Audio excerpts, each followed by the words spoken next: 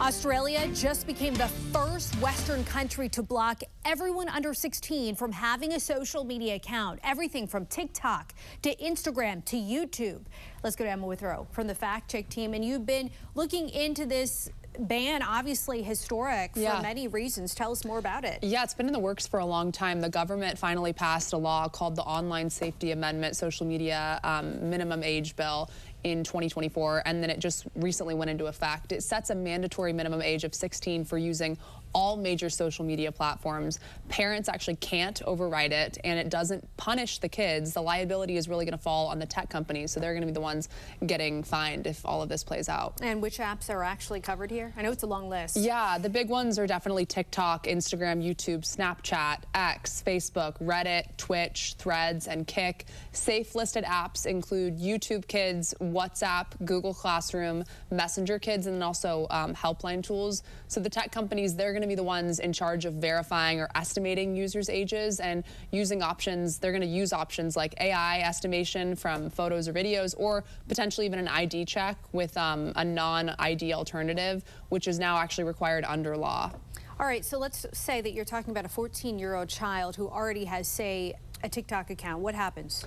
So they're not going to be the ones fined or have anything necessarily happen. They're going to be removed from the platform, but the platform has to basically block, remove the account, not the user themselves. They're not going to be in charge of taking themselves off. All of the enforcement teeth, though, like I said before, are going to be aimed at the companies themselves. So if they don't comply and if they don't make sure that kids aren't on these apps anymore, they're going to be the ones getting fined by the government. Yeah, and surely other countries are watching how this plays out. Definitely. We'll dig into that in a few moments. Emma, thank you. Thanks. Later on, Emma will be back to break down what child advocacy groups are saying about this and whether or not a similar measure will be put in place here in the U.S.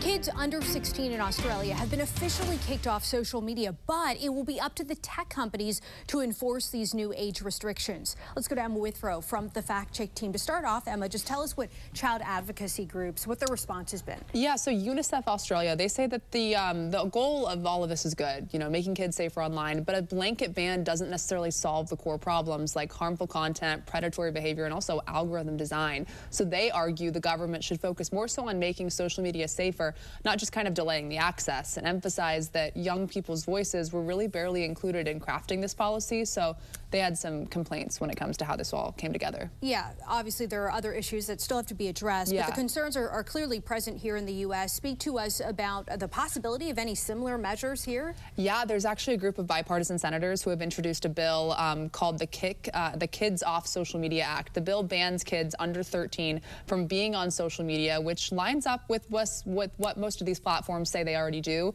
but this would make it law. Plus, if you're under 17, social media companies couldn't use their recommended algorithms on you, meaning that there wouldn't be like a For You page, there would be no infinite scrolling that's tailored to you, none of that. The FTC and the state attorneys general would also get the power to crack down on companies that don't follow the rules, so there would be some teeth when it comes to this law. All right, we'll check back in with you on the status of that. Emma, thank you so much. And for more on this Fact Check team topic, including links to Emma's sources, scan the QR code or visit thenationaldesk.com. From predators to depression, lower test scores, and anxiety, social media's impacts on teens and children have led one country to ban it for anyone under 16. Parents here in the U.S. applauding the move in Australia to shut down more than 1 million Instagram, TikTok, YouTube, Snapchat, and Reddit accounts for young teens.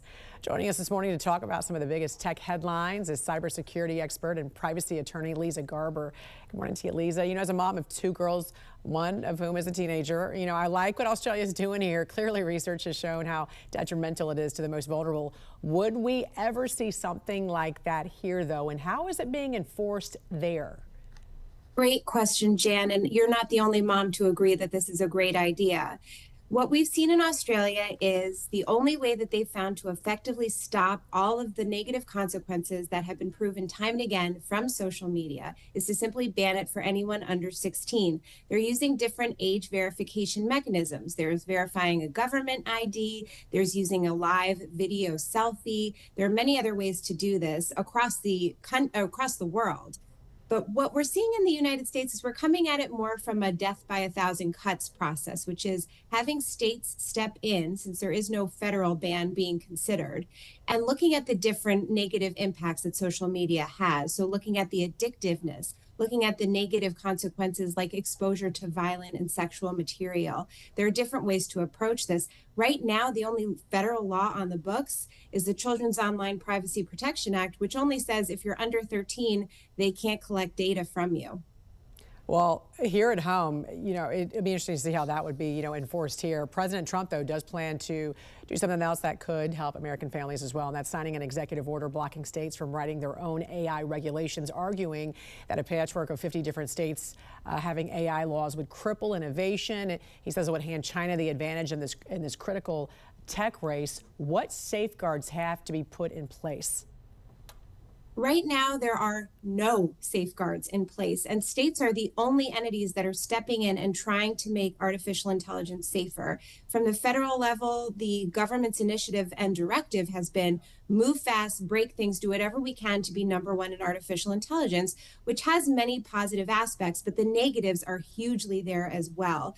As we've seen the lawsuits come up from parents saying that their children have been exposed to violent sexualized content, they become addicted to artificial intelligence platforms and their chatbots.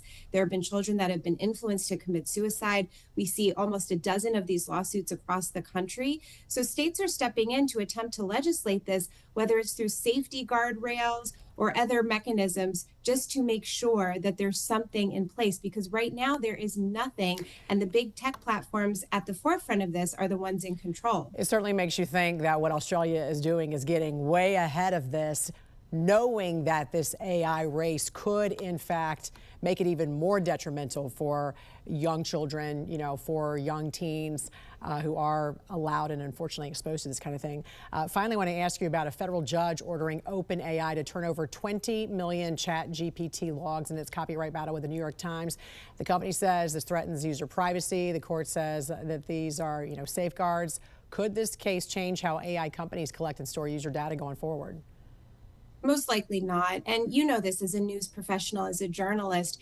These AI platforms are gobbling up every kind of information available on the internet, and they're arguing that it's just free use, it's fair use. And that's what these copyright cases are looking into. The New York Times and many others arguing you're not allowed to use this just because you can view it on the World Wide Web.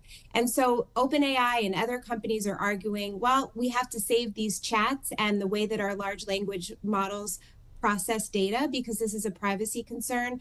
It's not. The concern is that they are using this data and it's not legal. So that's what we'll see play out in the courts in the next couple months and the next couple of years. Cybersecurity expert and privacy attorney Lisa Garber, we appreciate you joining us this morning. Thank you, Jan. Thank you.